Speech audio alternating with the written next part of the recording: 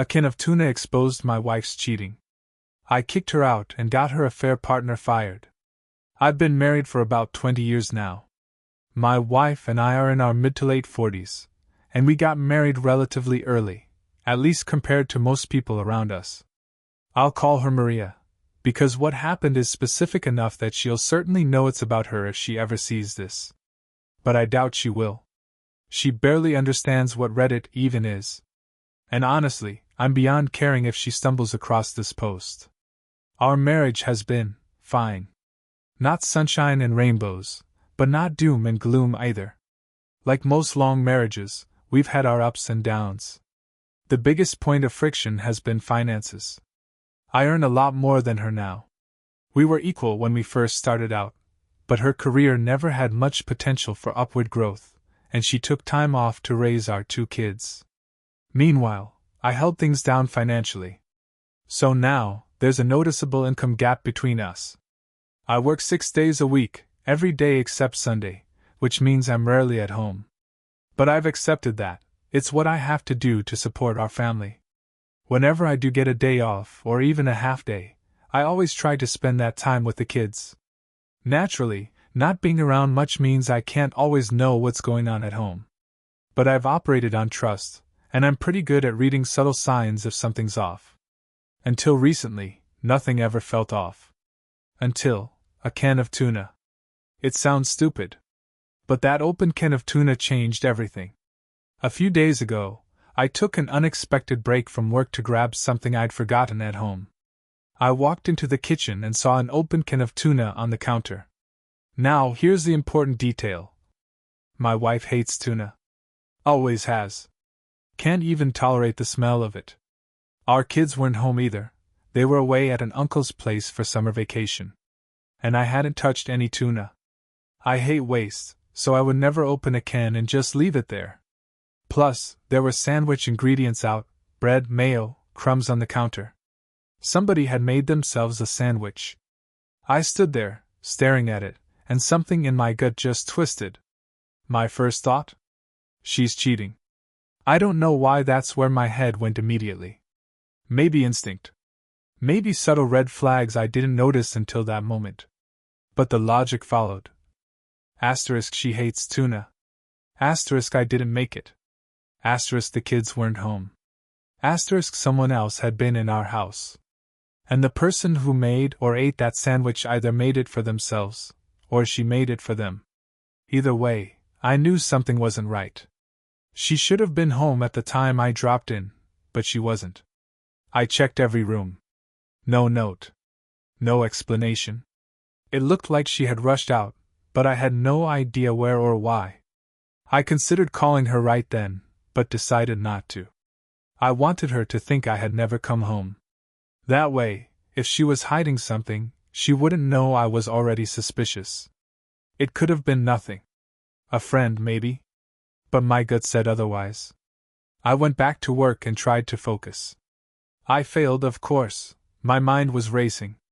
That evening, she was back when I got home. I asked her casually how her day was. She said it was just a boring day at home. Said she'd gone shopping for a few groceries in the morning, but had spent the rest of the day at home. She even said she got back home before noon. I just nodded. But I knew she was lying. I had been in the house in the afternoon. She wasn't there. There was no explanation for the tuna. None. We've been married 2 decades. I know what she likes and hates. Tuna's not a maybe, it's a hard no for her. So either someone was in our house and she didn't mention it because she thought it didn't matter. Or someone was in our house and she didn't mention it because it mattered too much. And whoever it was, they were comfortable enough to make a sandwich. Or she made it for them. At that point, I didn't need more to go off. I didn't confront her yet, I just started paying attention. I went into surveillance mode. I watched patterns, checked timing, scanned her messages when she wasn't looking. That tuna can told me more than any argument ever could. It was the beginning of the unraveling. And I made damn sure I was ready for what came next. But I needed to figure out who had come around, and why she felt the need to hide that person's presence in her house from me. Honestly, I wanted to be more direct, like ask, "Did anyone come around?" But I didn't want her to have the slightest suspicion, since at that point I knew I was going to have to do more digging. And I knew I was going to go through her phone at the very first chance that I got. That chance conveniently came around when she was sleeping, and I wasn't patient enough to wait for a time when I'd have less of a risk of being caught. If she woke up and saw me looking through her phone, I'd confront her right away. It wasn't such a dilemma for me, so I grabbed her phone off her nightstand and started to go through her messages. I didn't see anything of note there, and I scrolled as far down as I could. I assumed that there would have been a message from someone that very day, or the previous one, or at least a phone call, because the person must have communicated they were around in some kind of way. That led me to go through her call logs, and that's when I saw a call earlier that day from a number that wasn't saved. I took a picture of it because that was the only unsaved contact, and when I expanded that particular entry in the call log, I could see that her call with the person lasted over 2 minutes. So it wasn't a wrong number, or a scam call, or someone trying to sell something. After that I went to Truecaller, if you know the app, entered the number, and it popped up as Dr. Rosen. I knew that name. It was her doctor, but I did find it odd that the number wasn't saved for whatever reason. After all, I know that she speaks to him here and there. For some reason, I decided to check her Facebook Messenger too, because I had nothing conclusive, and I needed closure. All I had at that point were more questions. Fortunately for me, right at the top, I saw Andrew Rosen as the last person that she had chatted with. That was when all the alarms in my head started to blare, especially as the preview of the last message sent said, "Love you too." I could feel my head spinning at that point, and part of me wanted to save myself from the trouble that would ensue from opening the conversation, but I still did. Earlier that day, he asked if he could come around. She told him he could, that I had left for work already. He replied with a heart emoji and a smile emoji. Then, several minutes later, his next message was, "Just around the corner." After that, there was nothing until 2 hours later when he said, "Sorry I had to leave so abruptly. The cons of being a doctor." She told him she missed him and that they'd find a place to meet up during the weekend. At that point, I somehow still had the presence of mind to grab my phone, record her screen, and slowly scroll through the chat logs. I needed to make sure I had evidence of everything before it could potentially be deleted if I confronted her. It all started to make sense too. My wife was clearly cheating on me with her doctor. He'd come around for them to sleep together, and at some point, while trying to make a sandwich or something, he had to rush back to the hospital. Maybe she had walked him to his car in the parking lot. Maybe she had followed him to the hospital. Or maybe only then did she go to buy groceries, since I couldn't recall seeing any shopping bags or anything by the time I came back, and she should have been back from shopping. At that point I knew I couldn't get all the answers until I confronted her. But I had the answer that I wanted most. Here's the weird thing, I was feeling a very complex pair of emotions in that moment. I had spent 20 years with this woman, and it only took me that long to find out she was a cheater. Maybe this was her first time. Maybe she was on her 10th affair partner. I couldn't know. It didn't matter though. I felt the urge to hurt her, intensely. I wanted to throw things at her. Hit her. I wanted her to feel pain. There was just too much rage bottled up in me, and I was looking at her as she was sleeping, trying to stop myself from doing something that I would certainly regret. But at the same time, I felt pure relief. I had already lost 20 years to a woman that I just found out I shouldn't have trusted. But I could have potentially 40 more years without her, and that is a blessing. I'm at the middle of my life, so there's still a lot more ahead of me. This was my chance to be free of her and her dishonesty, and for that much, I was grateful. I had to use the power of alcohol to calm myself down, and I fell asleep in the living room, which I think was for the best.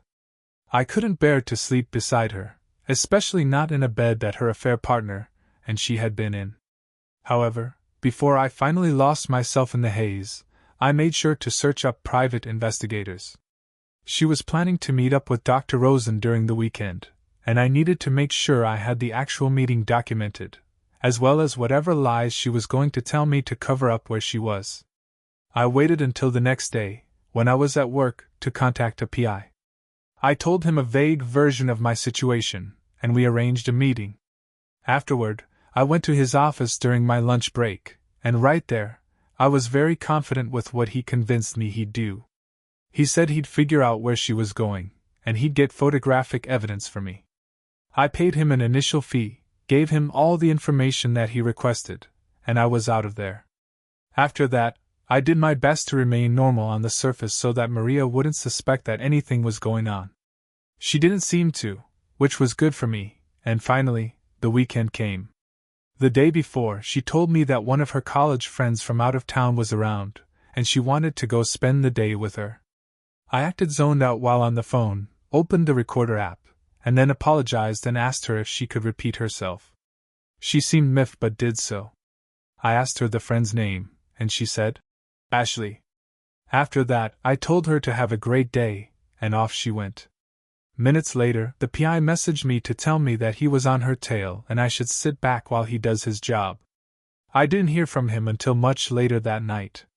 But before that point, I sent a message to my wife asking her how her day with Ashley was going. It took her about 2 hours to message, and she said it was going good. That was more evidence for me. When the PI eventually messaged me, he told me that she was on her way back home and that he had gotten several photos of her and another man. He said he'd get the digital copies to me whenever I wanted, but he would also print them. I told him I'd get everything from him at the start of the next week. But from the moment that Maria walked back into the house, I honestly didn't see her as the person I knew anymore. Maybe I was just figuring out who she really was, though I was glad for the clarity. When Monday came around, I went to the PI's place and got the images from him. There I clearly saw her and Dr. Rosen near the entrance of a hotel, hand in hand, walking in. The PI must have had another camera with him because he also had a video of the same sequence of photos. He was thorough. The pictures also had timestamps on them. Not only could I see when they went in earlier in the day, I also was able to see the timestamps when they walked out, stopped in front of my wife's car, and kissed passionately. It was dark by this point, so the photos were a lot better than the video. At this point, in total, she spent 7 hours with him in the hotel. I was disgusted. Now, this is where this ends for now. It's super obvious that I'm kicking her butt to the curb, but I want to make sure I hit her everywhere that I can hurt. We have children, and she's busy doing this? At this point, I'm not even sure if they're mine. And the thought of that hurts even more than her cheating on me. There's a lot I'm going to have to do, and I would love some advice on putting my plan together. Everyone involved needs to hurt. I know Dr. Rosen. I've shaken this man's hand before. I need the best you all can provide me in terms of ideas. I'm patient. Huh. A can of tuna. Who knew? Seriously though, discovering an open can of tuna when your wife hates the stuff is like finding a red flag waving right in your face. And the PI move? Smooth. Forget who done it, this is who's the doctor doing. Dr. Rosen with his unlisted number and convenient emergencies. Sounds like he's moonlighting as more than just a family physician. As for revenge? Start with redecorating the house. Turn her walk-in closet into a shrine for all the tuna cans she ever despised. Send Dr. Rosen a thank you note for his unintended role in liberating you from a marriage with more secrets than a spy novel. And for the kids' sake, make sure they know the family motto, trust, but verify, with surveillance footage. And speaking of kids, should we be concerned if these kids are, in fact, yours, and not Dr. D.E.D.? Update 1. Thank you to absolutely everyone who contributed to my last post. I know it's been quite some time, but a quick refresher is that I came to talk about finding out that my wife was cheating on me with her doctor. And I found this out because I found an open can of tuna, despite the fact she absolutely hates it. What a weird way to find out someone is cheating on you. But it seems I'm going to have to buy stock in Sunkist at this point, for saving me from a cheater. I'm very happy with how things have turned out for me now. I managed to get a divorce lawyer pretty quickly, but I didn't start anything too fast. The first concern of mine was to make sure that my children were my own. As soon as they got back from their little vacation at their uncle's place, I took them straight to a lab where I got a paternity test done. Spoiler alert, both of them were, very thankfully, mine.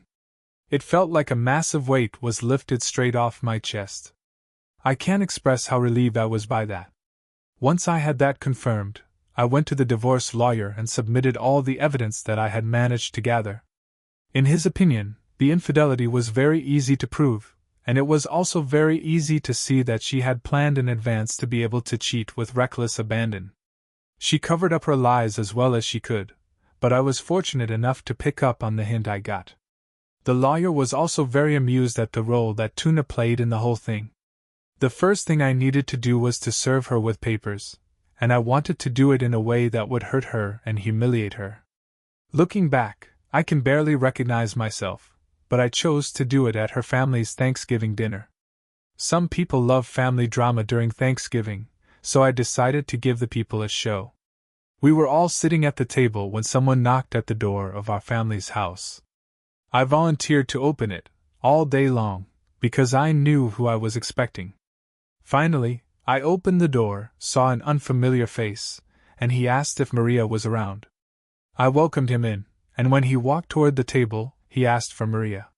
She indicated herself, and he handed her an envelope with the classic "You've been served," before curtly walking out. The whole place went silent. And yet, I decided to stay behind and bask in what I had just done. She opened the envelope, looked at the papers in it, and just stared at me.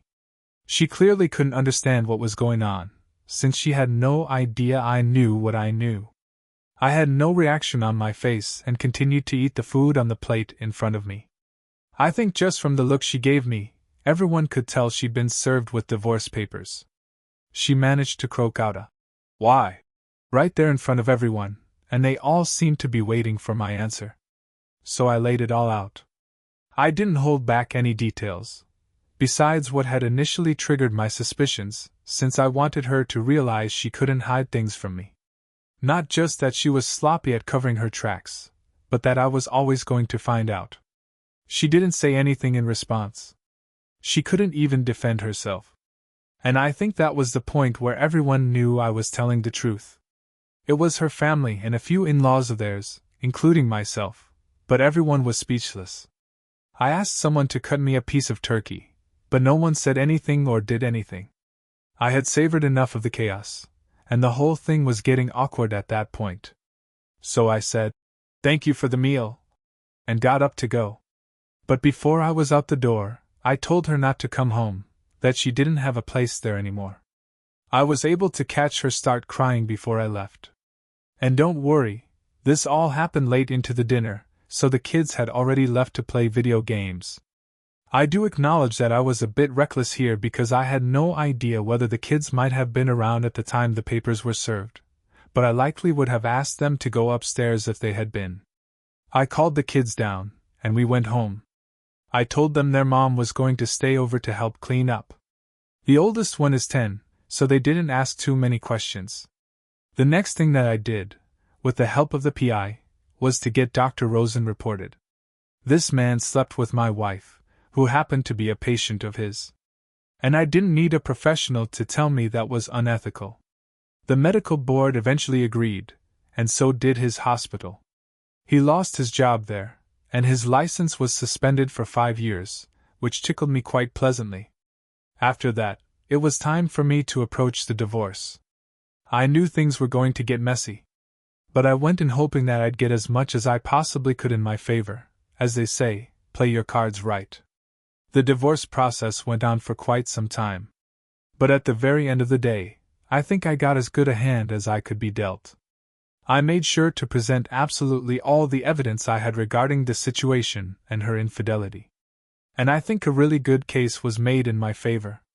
She didn't even deny her infidelity in court, though her lawyer tried to take the absent husband approach to make it seem like she didn't have much of a choice but to try and feel loved. I felt that was stupid, and it didn't seem to work for her. In the end, I got to keep the house, my car, and I have custody of my children most of the time, a roughly 70-30 custody agreement.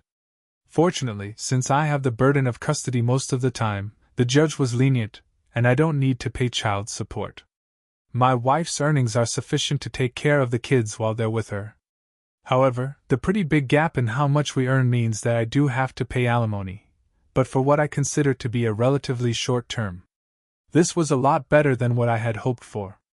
I work a lot, and I know women tend to get favored when it comes to custody, so I felt like I could have gotten the short end of the stick and ended up paying both child support and alimony. Fortunately, I only got one of those, and far from a long time. Plus, the house is still in my hands. And rightfully so. Honestly, I hate how 20 years had to go down the drain.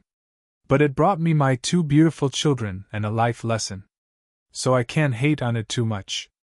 I had the luck to find out that my wife was cheating on me, but I also trusted my gut when I saw something out of place. The only moral I can serve to any gentleman reading this is, always keep an eye out for out-of-place things, and never be afraid to be suspicious. Who knew a can of tuna could become the star witness in your divorce proceedings? Sunkist must be thanking me for the unexpected product placement. Forget stocks. I should be getting a sponsorship deal from them. Serve divorce papers right at the table? That's next level Thanksgiving entertainment. You had the whole family on the edge of their seats, except for the turkey, which was probably wondering why it got caught in the crossfire. And reporting Dr. Rosen? Classic revenge move. It's like taking down a character straight out of a medical drama. Who needs Grey's Anatomy when you've got your own real-life drama unfolding? That's an episode I'd tune in for. But hey, at least I came out of the divorce with custody, the house, and a short-term alimony deal. Share your thoughts with us in the comments below. And thank you for joining us today. Be sure to like and subscribe, and hit that notification bell so you don't miss out on our next video. See you next time.